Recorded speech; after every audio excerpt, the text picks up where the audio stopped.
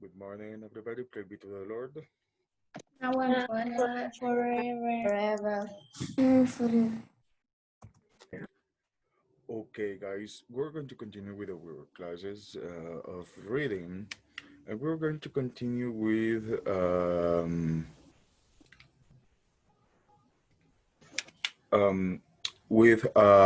to start to read the story about the Birchbark house.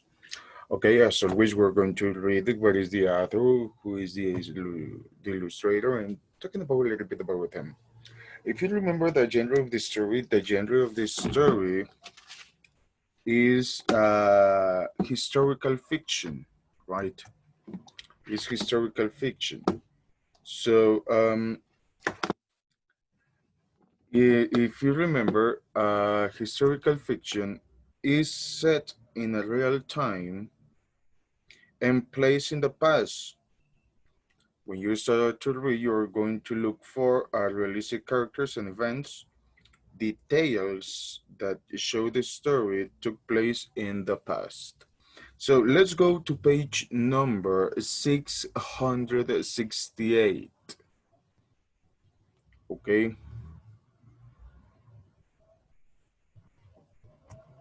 please, the people who doesn't have the camera on your camera.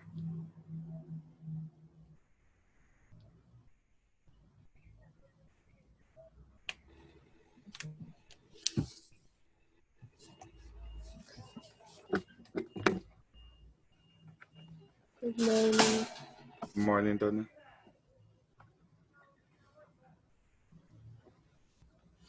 Okay, everybody's on page number 668. So let's talk about a little bit about the author of the story. In this case, is Louis Erdrich, right? Louis Erdrich is a member of the Turtle Mountain Band of Ojibwe. While she was growing up in North Dakota, her father often recited memorized poetry to her and her six siblings. My goodness. She was inspired to write the Birchbark house while she and her mother were researching their own family history. So she gets inspiration to looking for the the the family tree actually. What about the illustrator? Okay, S.D. Nelson is the illustrator of this story. When he was young, S.D. Nelson's Lakota suits, okay, mother told him traditional coyote stories. Now he is a storyteller. He is the author illustrator of many books for young readers, including Coyote Christmas, Gift Horse, Quiet Hero, and The Star People, winner of the Western Writers of America Spur Award. So let's start to read the story. The Birchbark House by Lois Erdrich, selection illustrated by S.D. Nelson. And yesterday we already talked about the essential question, what is, how can traditions influence persons' thought and feelings? Okay, I'm on page number 670, okay? Omayakas, I will read the prologue, then I will choose who's going to continue, right? Omayakas is returning home from an errand. She carries scissors for her mother and a lump of sweet maple candy for herself. Both the scissors and the candy and rare and valuable items in her Ojibwe village in 1847. She is not eager to return home to the core of tanning a moose hide and to her older sister.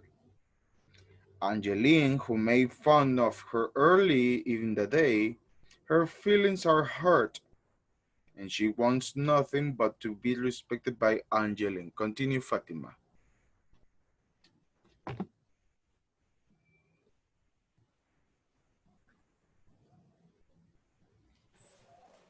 Before that, before she went back on the trail, Omega rinsed off the old candy lamp in the lake.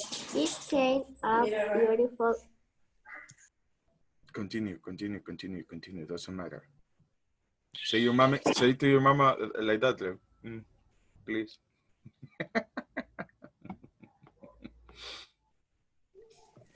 Creamy golden, translucent, and rainy dark and sweet.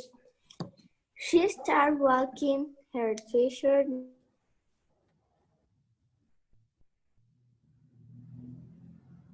was no way such as stuff, nor of sweetness. How would she divide it? Omaka decided she did not want to couple. Furthermore, it suddenly made sense to her that at least one person in the family should get the full effect of the maple sugar. She would pop the whole thing into her mouth all at once. This would save problems. The long was delicious, tasting of spring sweetness and the inside of trees. The size of Maca returned as she walked contentedly along the days of the sugar. Would say her eating one of the berries she was sure she would find on the. Okay, thank you very much, Fatima. Okay, let's see just one question, people. And I don't know why I fought with you always. I don't want to continue to fight to participate for you. Based on the tales the author has shared about Omayakas, Omayakas is the kind of tribe. Based on the tales the author has shared about Omayaka so far, what kind of person does she seem to be? What do you think? Can you repeat the question, please? Based on the tales the author has shared about Omayakas so far, what kind of person does she seem to be?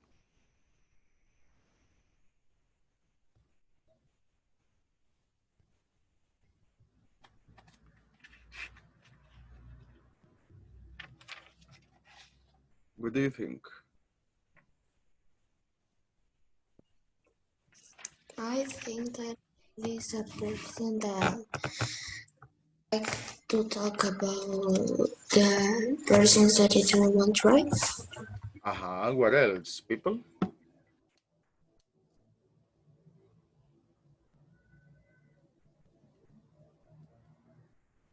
What person do you think the Omayaka so far? Okay, what person does she seem to be?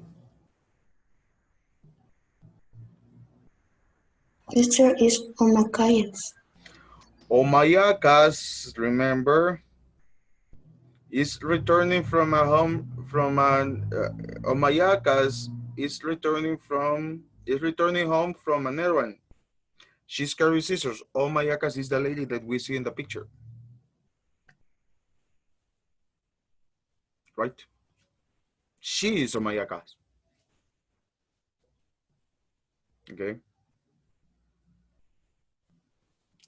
easy. She has been sent on an errand, so she's probably is truthworthy. Her sister teasing hurt her feelings. Who were her sister? Angeline. So she is sensitive, of course, about Angeline's opinions of her, right? She also seems very observant and comfortable outdoors. Her reasoning for keeping the candy to herself shows that she is careful thinker. So she is very thinker. She is very thrust about herself. Um, she feel maybe a little bit sad or uncomfortable about the opinions of the sister. What were the opinions of the sister? Doesn't say enough, but it says like doesn't have respect about her, right? That is the opinion. Continue to read, Roland. Macaya's feet moved slower and even slower yet. For one thing, the moose had waited. For another, she was still angry with her older sister and didn't want to see Angeline. She could still feel that sister foot pressing hateful on her back, and only there were some way to impress Angeline, cause her envy, make her say, "Can I have some of those berries, please, please, please?" You can be sure Omakaya saw her face taking on a faraway, haughty expression. She would be slow in answering. Yet the worst of it was this. Her sister was usually on her side, helping her plan tricks on the other children in the village, or gathering new ferns to snaring rabbits, visiting the grave houses, looking for sugar or food left for the spirits, tossing off her clothes to swim with her, and to have her old sister laugh at her hurt Omakaya so much inside that she both want Angeline to smile in surprise, to be proud to invite her, and to feel rotten and be sorry forever. So Omakaya took the slow way back looking for Odaemin, like little red-haired berries in the sunny margins of the wood near the ground. She carefully removed the hard lump of sweetness from her mouth, stuck it back in its leaf just inside the pocket of her dress. Just as the taste of maple sugar faded along her tongue, she bent over, pushed back delicate lips, and found masses of plump red little berries. Ah, 1, 2, 3. She'd eaten a huge handful. Another she grinned, thinking that she would.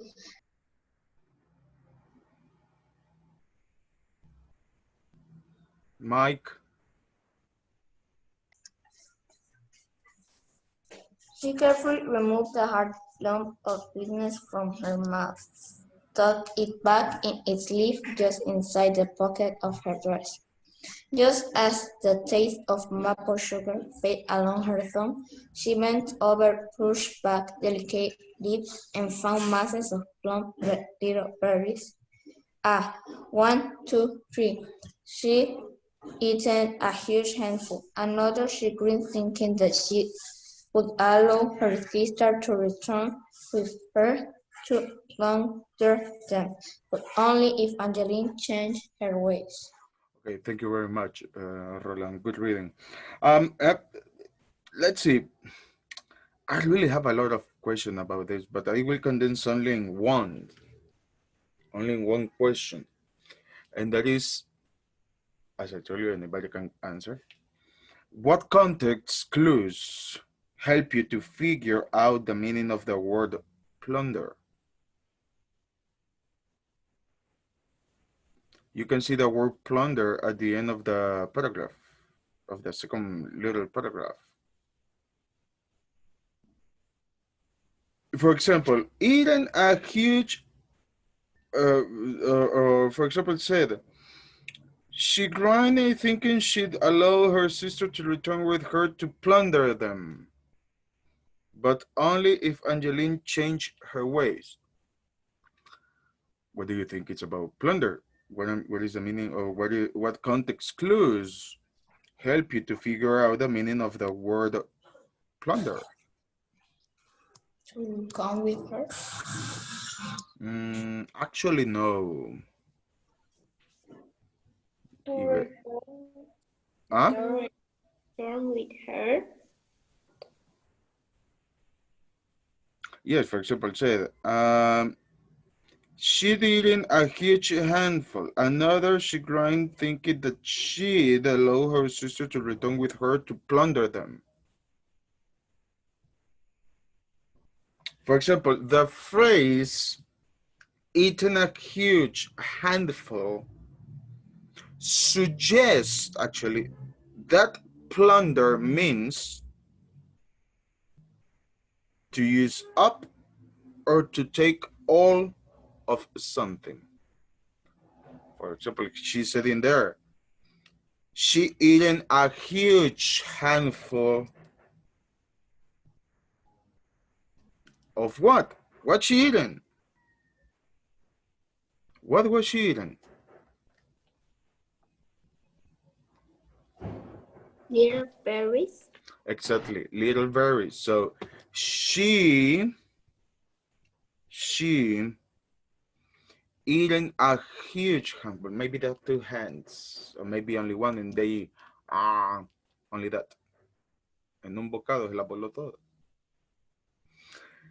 She did in a huge handful. Another she grind, thinking that she'd allow to her sister to return with her to plunder them.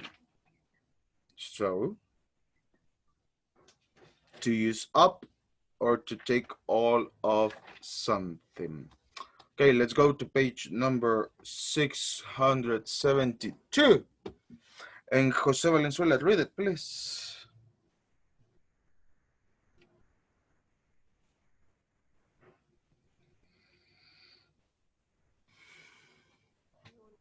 No, I can listen you. Talk. All of students. Mm-hmm. But All of students speak louder. arrested. Speak a little bit louder. All of students arrested and then a palm in brush ahead made a Macaya's freeze. O A long mayacas. moment. Mister is Macayas. Ah, o macayas. Sorry. A long moment passed, and she stared through the dark leaves. Suddenly crashed. Two bear cubs burst from the brush and rushed pell-mell, tumbling head over heels straight at her. They came on in such a hurry that they didn't see Macayas until they were nearly in her lap. And then, with comical looks and shock, they tried to stop themselves. One flew flat on its face, bumping its nose as squealing. The other twisted in midair and landed in the head on the ground, shaking its head in confusion at Macaya. The bear voice looks at her slowly and put out her open hand, filled with strawberry crushes. The cubs jumped forward, lost their nerve. They sprayed backward, backward, and then crept forward, hilly again. The smaller club seemed played boulder and nipped at Omakaya's hand. The bear cub took the berry, then jumped away in seeming fight at its own bold act. But the taste of the berry seemed to banish fear. The, the two now trembled at her, rolling mock ferocious. Their long stinged tongues touched every berry from her hand, eagerly flicked them from her fingers as fast as she could pick. They seemed to like the game. It could have gone on for hours, that is, until she stood upright. Then they scrambled backward in alarm. Their chubby bottoms rolled them over like playing balls, and she longed out. She realized they had thought Omakaya's was their own size.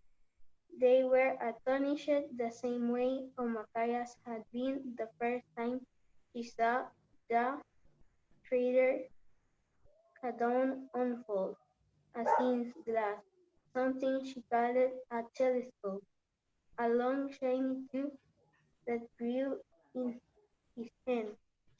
She bent down again. Ask me, little brothers, she, she said to them quietly, and they came forward.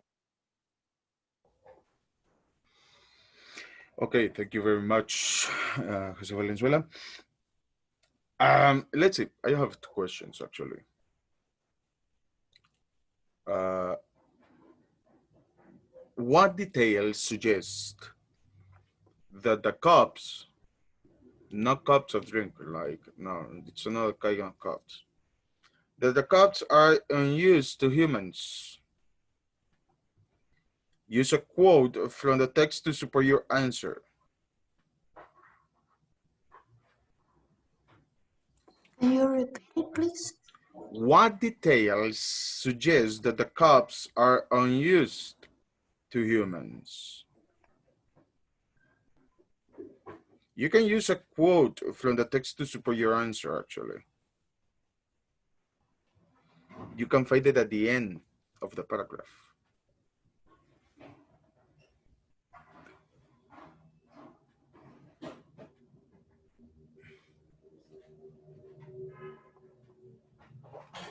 They were they were astonished the same way Makaya had been the first time she saw the treaty cadote.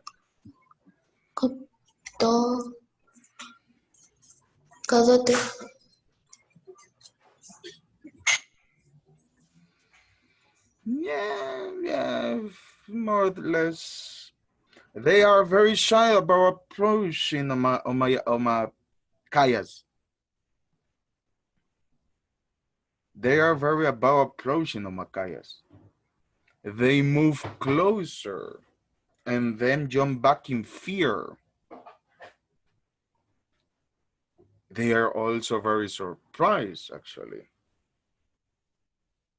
as at how tall she is. So she wasn't tiny, she was very tall, actually.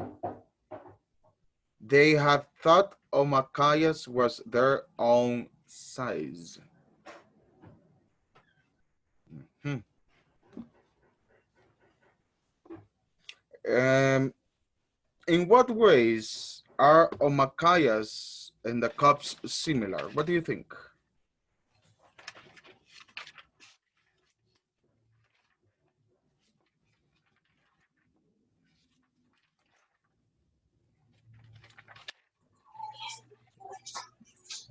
In what in what ways are Omakayas and the cups similar?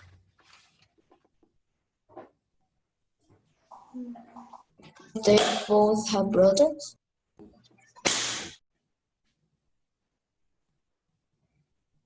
Not actually. Not actually. The two now tumble at hair growing much ferocious.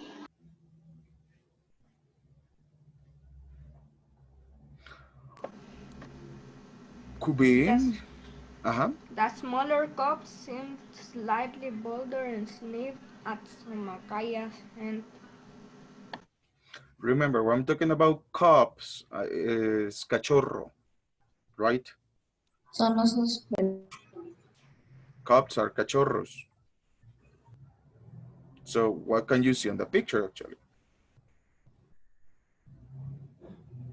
You have two bear cubs, right? Dos cachorros de oso. So, um, what do you think she's doing with her? What do you think she's doing with the cubs in the picture? feeding them. Eating, Feeding. feeding. Do you She's think gi- she's? Do you think she's? yes, because she gave them uh,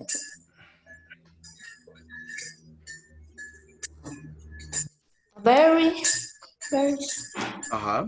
that she were taking his hand. Yes, but I'm talking about after that. Nearly surprised, she said to them kindly, and they came forward. Yes. What else? I'm talking about what in what ways are omakayas and the cups are similar. Omakayas is a playful as the cups. Remember, the cups are, these birds are cups, son cachorros. All the cups around the world, doesn't matter the species of the animal, or the cups are really playful, right? Doesn't matter the species. Even you, when you were a child, are really playful. Well, as a baby, right? Maybe in these times you're playful too. But Omakayas is as playful as the cups actually. They have not yet learned to be fierce, right?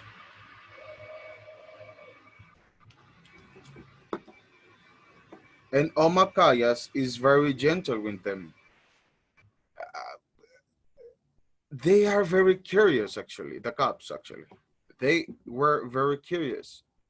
Maybe because it's the first time they saw a human, and maybe because it's the first, or it's not could be the first time maybe they saw a human, but it's the first time they were closer to a human, right? But doesn't mean that is going to be anger as a big bird.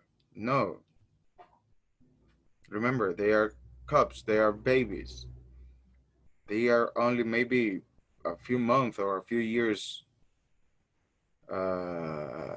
born, maybe.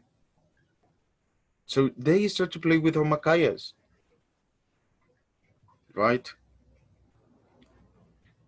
Also, why they start to be really playful with her? Because they are really curious about what she had in their hands. Also, what she is eating, right? So they start to be really curious. And let's see the last page for today. Read the Marilyn.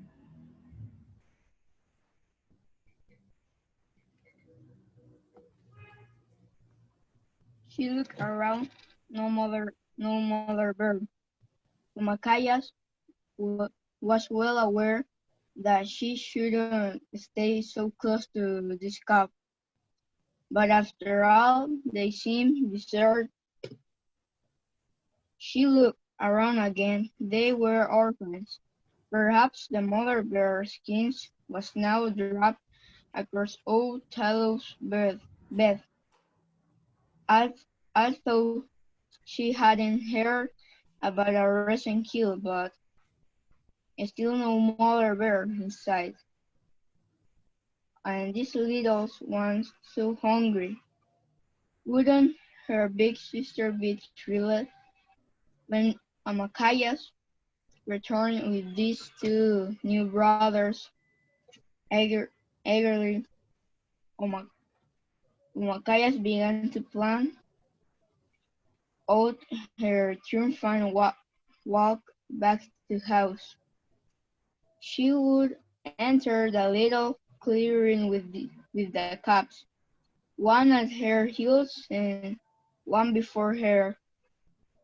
Everyone would make way impressed. She would lead the bear cubs around the fire 4 times before she presented one of them to Angeline, who would look at her with new respect.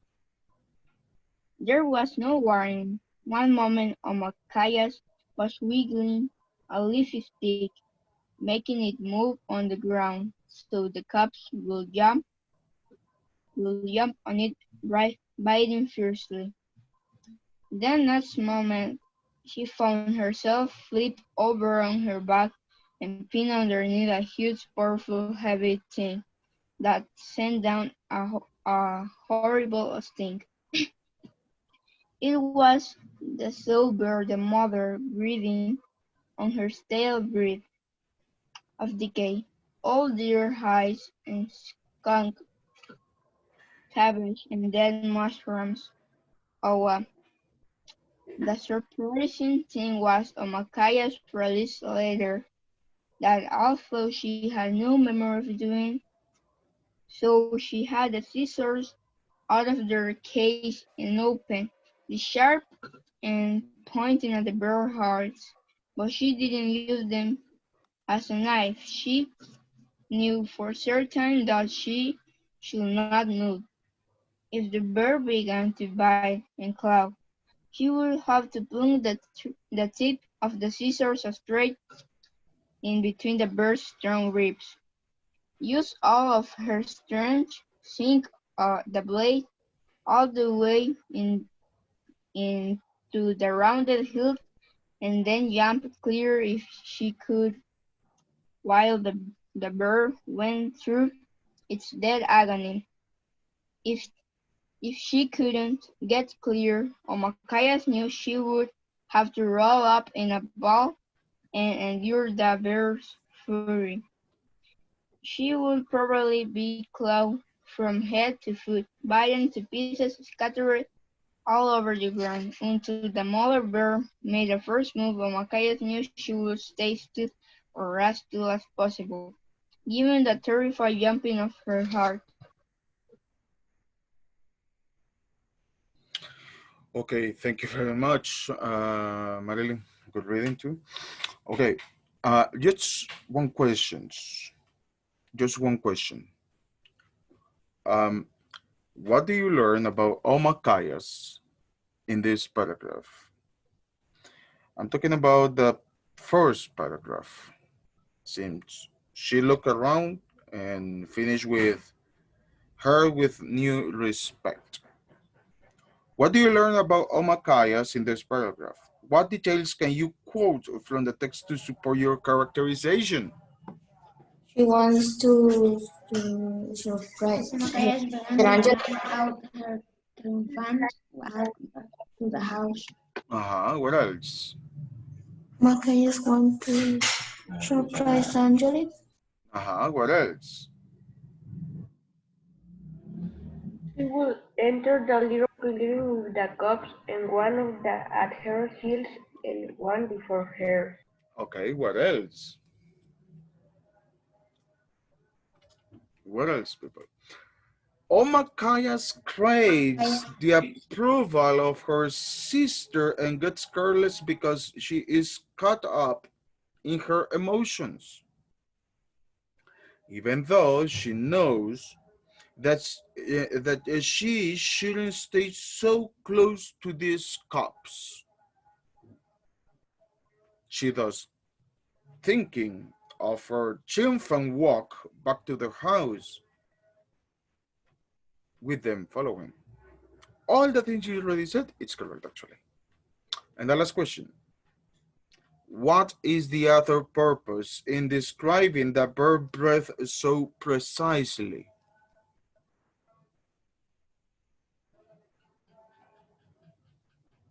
Repeat the question, please.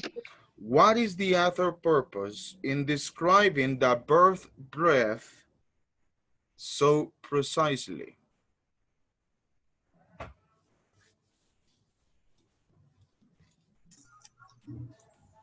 To show that there is not a person that can provide him. Well, yes, and actually the description shows how close Omakayas is to the bird and emphasize how hard it must be for her to keep still and not react. It also emphasized a change in the story's conflict. Omakayas has gone from worrying about her sister approval to worrying about surviving a bear encounter. So she was too close to the bird, and she feel how the bird was breathing. So she was afraid actually. Oh, and of course she was afraid. So for that reason, she doesn't want to react because if she react, the story will be different. Maybe she was killed by the animal. Maybe we really don't know. Okay, guys, see you at 8:20 for math class. I think it's math or science. I really don't remember, but I see you at 8:20 for the next class. Okay, so bye bye. Take care. Go to español.